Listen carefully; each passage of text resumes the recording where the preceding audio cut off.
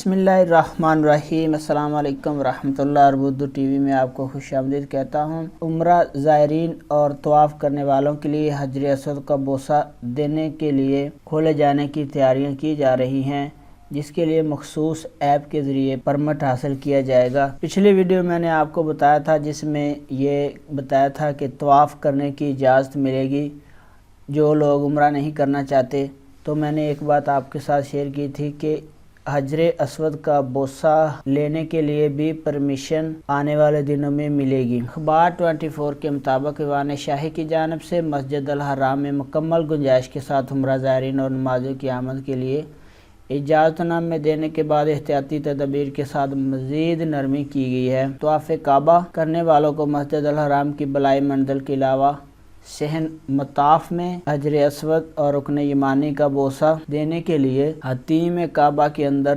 نفل نماز ادا کرنے کی بھی اجازت ہوگی۔ حجر اسود اور حجر اسماعیل نوافل کی ادائیگی کے لیے ایپ میں خصوصی تبدیلیاں کی جا رہی ہیں، جن کے تحت ان افراد کو مذکورہ مقامات جانے کی اجازت ہوگی جو وہ پرمٹ حاصل کریں گے۔ ذرائع کا کہنا ہے حرمین شریفین کی جانب سے زائرین کی سہولت کے لیے تمام ممکنہ اقدامات کیے جا رہے ہیں تاکہ وہ مکمل سکون اور یکسوئی سے عبادت کر سکیں۔ تو فرینڈ، یہ اہم اپڈیٹ آپ کے ساتھ شیئر کر رہا تھا کہ یہ ویڈیو کو لائک کریں، اپنا بہت سارا خیال رکھیے گا۔ السلام علیکم ورحمۃ اللہ۔